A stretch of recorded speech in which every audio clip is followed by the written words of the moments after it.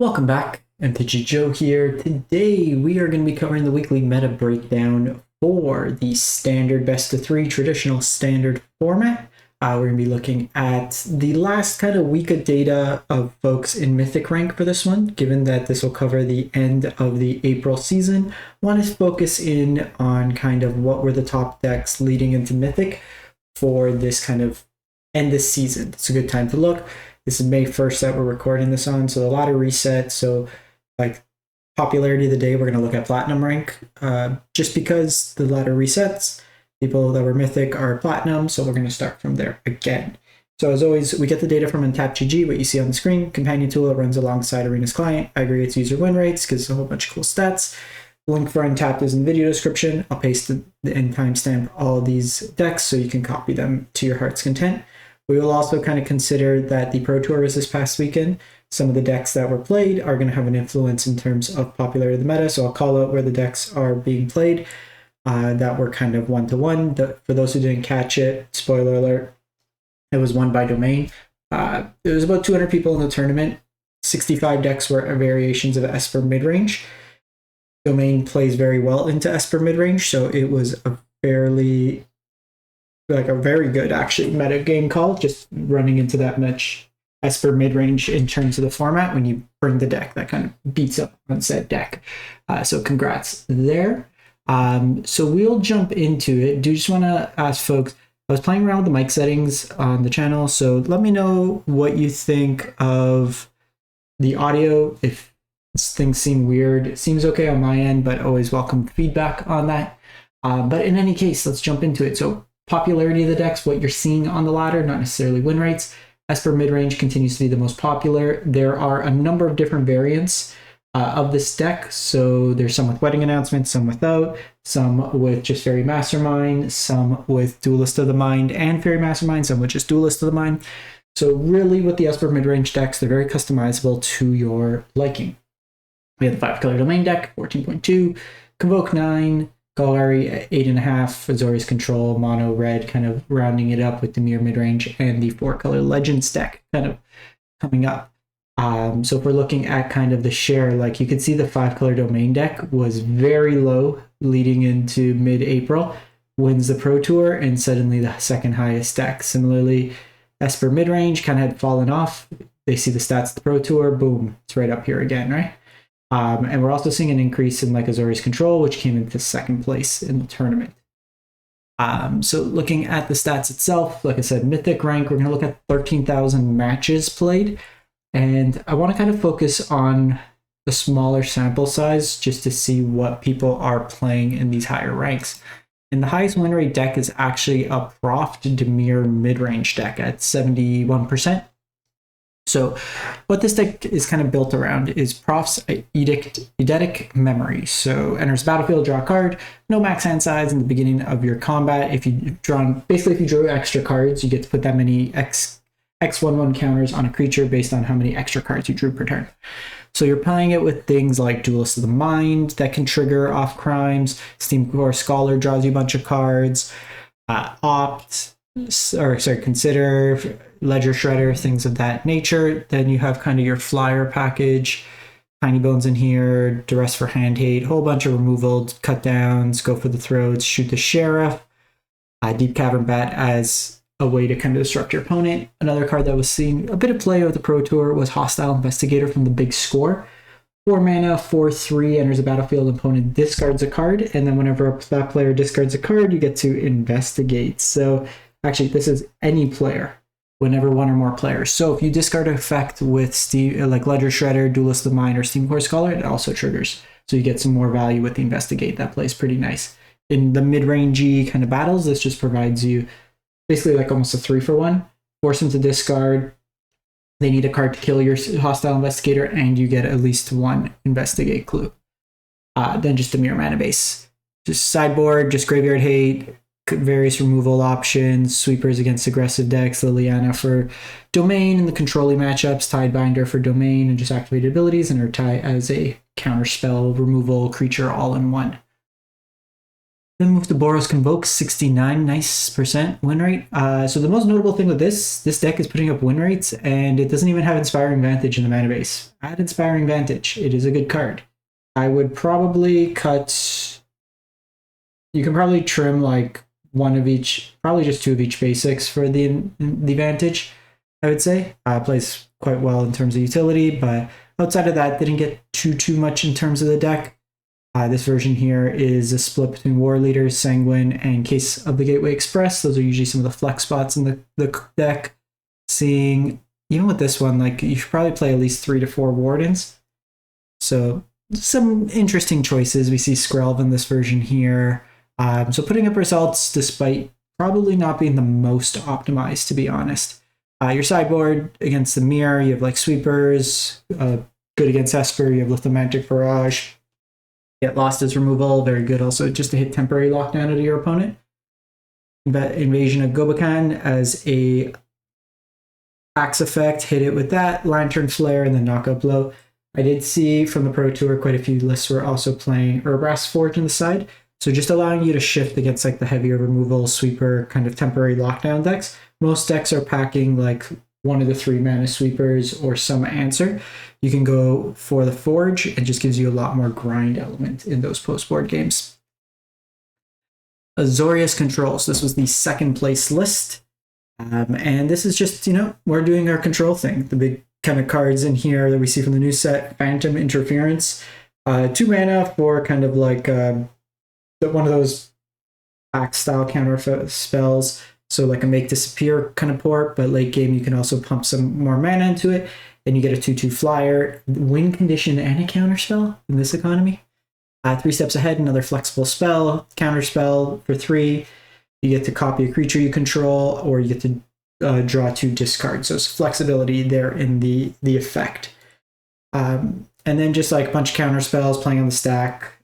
This plays very well into slower mid-range decks. Wandering Emperor, Sunfall are your main win conditions, in addition to Murex and Restless Anchorage. Sideboard, just various removal, counter spells, sweepers, and then you have like against Domains, Shaman's Tidebinder, against aggressive decks, Boonbringer Valkyrie, and then against control-ish style mirrors, Hullbreaker Horror as an uncounterable threat on the top end.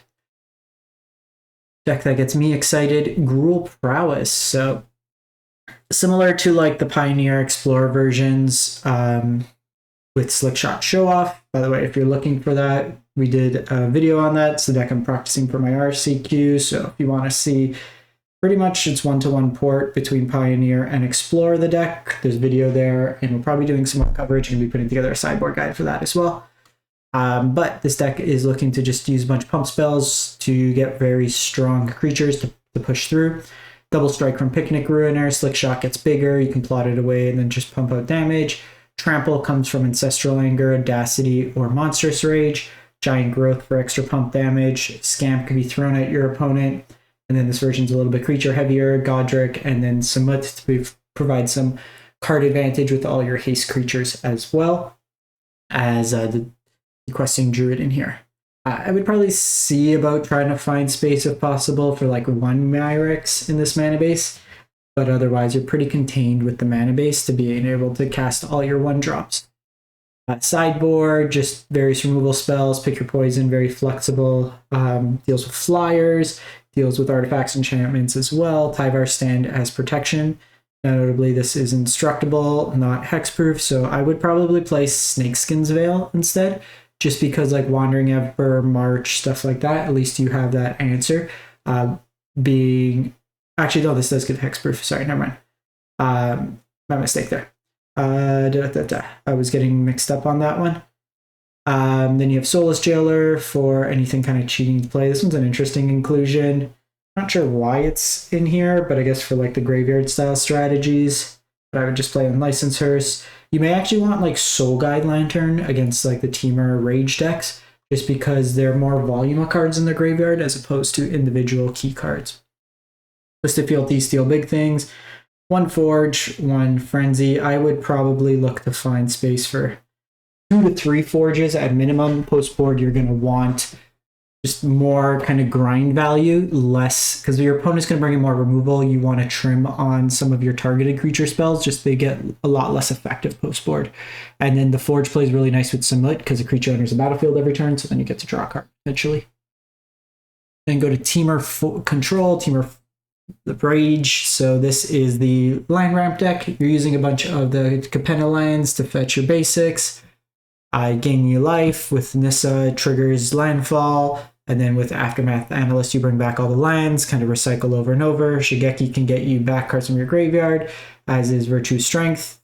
And then basically what you're trying to do is eventually get to a point of the game, you cast Virtue Strength, make a whole bunch of mana, World Souls, Rage your opponent for lethal. Sideboard, just again, like hate pieces. Against Mill, you can shuffle on your upkeep. Doppelbent Gang for like the grindier mid-range decks. Counterspells, Sweepers, Bonnie Paul for when they bring in Graveyard Hate. You can go with more of a creature package. Sky Turtle just for utility, and Titan of Industry. I've seen some decks even play at main board. Deals with hate pieces and gives you an alt-win condition when they're attacking at your graveyard.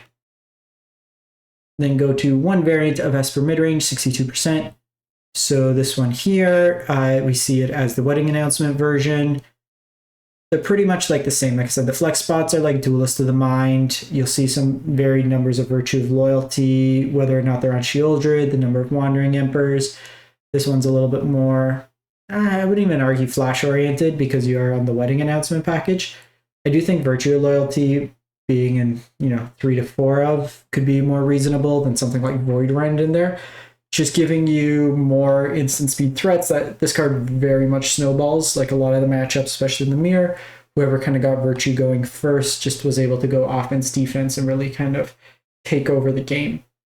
Sideboard, just various removal options. Card you'll see a lot in sideboards in black-white is Pest Control. Just deals with like Convoke decks, stuff of that nature. Rest in Peace if you're in white. Also very good sideboard option if you're not using the graveyard yourself. So something just to consider there. The 5-color domain list that won the event was this one here. The Pro Tour, big kind of innovations. They're off the battle. They're playing Cartographer's Survey instead. So this basically look at the top 7, put 2 lines from among them onto the battlefield tap, put the rest of the bottom in any order. So this lets you fetch kind of your triomes as opposed to just basics. Paired with the Split Unking, it's basically you kind of net 2 mana back off that. This version is also playing Glimpse the Core that searches for basic forest, so it's just another 2 mana ramp option. You see Long Goodbye in the main board, 3 to populate, 3 Sunfall. In this version, you have like the Herd Migration, Imadane's Recruiter kind of combo there. Just more Long Goodbye is very good against Esper decks. Cheap decks can't be countered. Counter spells, Graveyard Hate, Seed Shark when they bring kind of retailer their removal, get rid of things like cheaper kind of removal in that case, gives you more threat density. Lockdown for aggressive decks. Frillback's good in like the mirror, Life Gate. It's just a really flexible card. Kind of like Pick Your Poison where you get a whole bunch of utility from it. And then Nissa, another nice threat post board. Now, this deck doesn't have a high win rate, but I think it's because of the complexity of the deck. This is a strong deck. It's very, very hard to play. This is the 4-color Legends deck that had quite a high win rate in terms of the Pro Tour.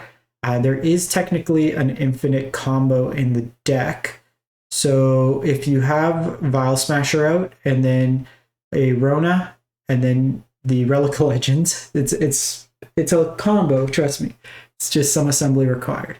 So basically you generate mana with Rona, you generate mana with Relic of Legends, you cast an Honest Redstein, you target ideally the Honest Redstein in your graveyard. You make the mana with the Redstein, and then because you get the cost reduction, you basically Rona untaps, and then you can just start looping the Redsteins by generating mana from Rona. Each time that comes into play, Vial Smasher deals a point of damage to your opponent. Otherwise, it's kind of a slow Gark. You can recycle your channel lands, stuff like that. Titania gains you mana, and you kind of go to town that way there. Sideboards just got a bunch of removal options, like Jace for more you kind of get rid of the graveyard, so you can go more Fair, Sheoldred, Alkalizats, Liliana in here as well. It's a very convoluted deck. We played a variant of it early in Standard without the Vial Smasher combo, but it is a deck with a lot of game actions. Rona is huge in the deck. It just generates so much value, but sequencing, the more you play with the deck, you get more used to it. But there's a few folks that did fairly well at the Pro Tour with it. So I wanted to share that with you as well. That's it for the week. Let me know what you think. We'll catch you next time, and I hope you have a good one.